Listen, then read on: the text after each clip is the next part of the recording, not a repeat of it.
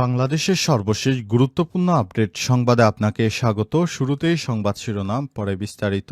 প্রথমেই জানাবো, দুই উপদেষ্টার পদত্যাগ ছাড়া আন্দোলন থামবে না বললেন ইশরাক। দুই শিক্ষার্থী উপদেষ্টার পদত্যাগের খবর না আসা পর্যন্ত আন্দোলন চালিয়ে যাওয়ার নির্দেশ দিয়েছে বিএনপির নেতা ইঞ্জিনিয়ার ইশরাক হোসেন। নিজের ভেরিফাইড ফেসবুক আইডিতে এক পোস্টে এই দাবি জানান তিনি। পোস্টে ইশরাক হোসেন লিখেছেন, আন্দোলনকারী ভাইদের বলবো, এই সব মূলা দিয়ে গাধা বশ করা যায় না আমাদের। না, দুই ছাত্র প্রতিনিধি উপদেষ্টাদের পদত্যাগের খবর না আসা পর্যন্ত লড়াই চলবে। রাস্তা তো ছাড়বেন না, আরও বিস্তৃত করতে হবে।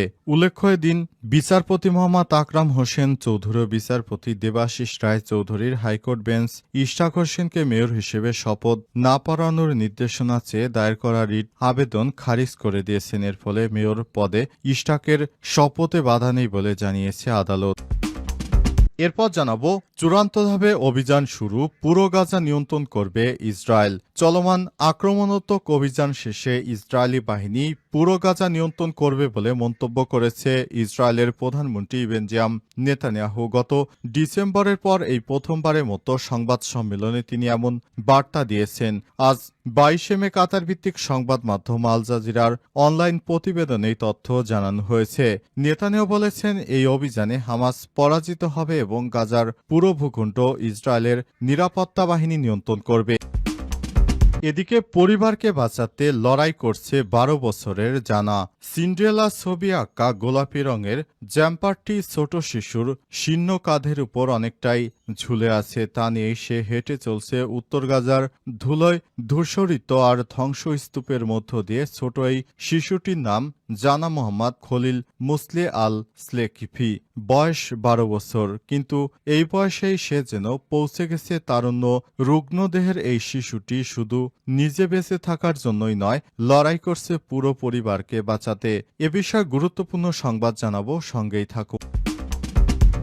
ইরানে ভয়ঙ্কর হামলা করতে প্রস্তুত ইসরায়েল। পরমাণু কর্মসূচি নিয়ে যুক্তরাষ্ট্রের সঙ্গে ইরানের চলমান আলোচনায় অগ্রগতি হয়নি, তাই নতুন করে ইরানে সরাসরি হামলার প্রস্তুতি নিয়েছে ইসরায়েল।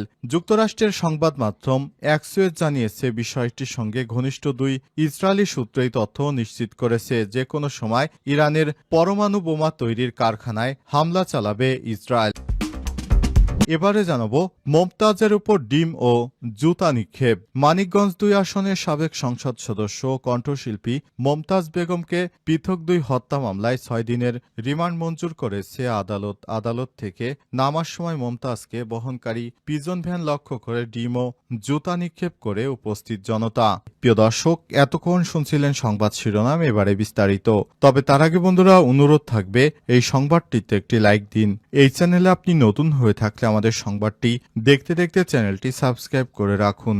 কমেন্ট করে বন্ধুরা আপনার মূল্যবান মতামত জানিয়ে দিন আপনি বিশ্বের কোন দেশ থেকে বা বাংলাদেশের কোন স্থান থেকে আমাদের সংবাদটি দেখছেন এবং শুনছেন। আর বন্ধুরা, গাজা যুদ্ধে আপনি যদি নিরীহ ফিলিস্তিনিদের ভালোবেসে থাকেন, কমেন্টে ইয়েস লিখে বিশ্ববাসীকে জানিয়ে দিন। সংবাদটি আপনার সোশ্যাল মিডিয়া ফেসবুকে বন্ধুদের মাঝেও শেয়ার করে দিন। এবারে বিস্তারিত। চূড়ান্ত ধাপে অভিযান, পুরো গাজা নিয়ন্ত্রণ করবে ইসরায়েল। চলমান আক্রমণাত্মক অভিযান শেষে ইসরায়েলি বাহিনী পুরো গাজা নিয়ন্ত্রণ করবে বলে মন্তব্য করেছেন ইসরায়েলের প্রধানমন্ত্রী বেঞ্জামিন নেতানিয়াহু। গত ডিসেম্বরের পর প্রথমবারের মতো সংবাদ সম্মেলনে তিনি এমন বার্তা দিয়েছেন। আজ কাতার ভিত্তিক সংবাদ মাধ্যম আল জাজিরার অনলাইন প্রতিবেদনে এই তথ্য জানানো হয়েছে। নেতানিয়াহু বলেছেন, এই অভিযানে হামাস পরাজিত হবে এবং গাজার পুরো ভূখণ্ড ইসরায়েলের নিরাপত্তা বাহিনী নিয়ন্ত্রণ করবে। গত শনিবার থেকে শুরু হওয়া এই অভিযানকে চূড়ান্ত ধাপ হিসেবে উল্লেখ করেছে ইসরায়েলের প্রধানমন্ত্রী। তিনি আর বলেছেন, আমাদের বাহিনী শক্তিশালী আঘাত এনেছে। এই হামলা গাজায় বিদ্যমান হামাসের শক্ত ঘাঁটির বিরুদ্ধে আরও জোরালো হবে। এই অভিযানের উদ্দেশ্যে উপত্যকায় যুদ্ধ সম্পন্ন হবে। এছাড়াও গাজার দক্ষিণাঞ্চলের সম্প্রতি বিমান হামলায় হামাসের সামরিক নেতা এবং সাবেক হামাস নেতা দুই উপদেষ্টার পদত্যাগ ছাড়া আন্দোলন থামবে না বললেন ইশরাক। দুই শিক্ষার্থী উপদেষ্টার পদত্যাগের খবর না আসা পর্যন্ত আন্দোলন চালিয়ে যাওয়ার নির্দেশ দিয়েছে বিএনপির নেতা ইঞ্জিনিয়ার ইশরাক হোসেন। নিজের ভেরিফাইড ফেসবুক আইডিতে এক পোস্টে এই দাবি জানান তিনি। পোস্টে ইশরাক হোসেন লিখেছেন, আন্দোলনকারী ভাইদের বলবো, এই সব মূলা দিয়ে গাধা বশ করা যায় না আমাদের না। দুই ছাত্র প্রতিনিধি উপদেষ্টাদের পদত্যাগের খবর না আসা পর্যন্ত লড়াই চলবে, রাস্তা তো ছাড়বেন না, আরও বিস্তৃত করতে হবে। উল্লেখ্য, এদিন বিচারপতি মোহাম্মদ আকরাম হোসেন চৌধুরী ও বিচারপতি দেবাশিস রায় চৌধুরীর হাইকোর্ট বেঞ্চ ইশরাক হোসেনকে মেয়র হিসেবে শপথ না পড়ানোর নির্দেশনা চেয়ে দায়ের করা রিট আবেদন খারিজ করে দিয়েছেন। এর ফলে মেয়র পদে ইশরাকের শপথে বাধা নেই বলে জানিয়েছে আদালত। এ সময় ইশরাক হোসেন বলেছেন, শিক্ষার্থী উপদেষ্টারা এতদিন ধরে আমাদের যে অন্যায় অপদস্থ করেছে এর বিচার তাদের দিতে হবে, কারণ তারাই এই মেয়র পদপ্রার্থীতে ইশরাক হোসেনকে এতদিন ধরে ঘুরিয়েছে বলে অভিযোগ করেছেন ইশরাক হোসেন। তিনি আরো বলেছেন, আমরা ততক্ষণ পর্যন্ত রাস্তা ছাড়ব না যতক্ষণ পর্যন্ত শিক্ষার্থী উপদেষ্টারা তারা নিজের পদ থেকে পদত্যাগ করছে, কারণ তাদের উপদেষ্টার পদে থাকার জন্য যে নৈতিক অধিকার ছিল সেটি তারা হারিয়েছে। সুতরাং কোনোভাবেই আর উপদেষ্টারা তাদের পথে থাকতে পারবে না, তাদের আগে পদত্যাগ করতে হবে, তারপর রাস্তা থেকে সাধারণ জনগণ নামবে, কারণ তাদের পদত্যাগ করাতেই আমাদের যে আন্দোলন সংগ্রাম শুরু হয়েছে সেটি শেষ করে তারপর আমরা উঠব বলে জানান বিএনপি নেতা ইঞ্জিনিয়ার ইশরাক হোসেন। তিনি আরো বলেছেন, আমরা আন্দোলন আপাতত থামাচ্ছি না। ইরানে ভয়ঙ্কর হামলা করতে প্রস্তুত ইসরায়েল। পরমাণু কর্মসূচি নিয়ে যুক্তরাষ্ট্রের সঙ্গে ইরানের চলমান আলোচনার অগ্রগতি না হলে ইরানে পরমাণুর স্থাপনার উপর সামরিক হামলার প্রস্তুতি নিচ্ছে ইসরায়েল। যুক্তরাষ্ট্রের সংবাদ মাধ্যম অ্যাক্সিওস জানিয়েছে, বিষয়টির সঙ্গে ঘনিষ্ঠ দুই ইসরায়েলি সূত্র এই তথ্য নিশ্চিত করেছে। সূত্রগুলো জানিয়েছে, ইসরায়েলি গোয়েন্দা বিশ্লেষক সম্প্রতি সময়ে বড় ধরনের পরিবর্তন এসেছে। আলোচনার আগে সফল হওয়ার সম্ভাবনা থাকলেও এখন পরমাণু আলোচনা ভেঙে পড়ার আশঙ্কা দেখা দিয়েছে।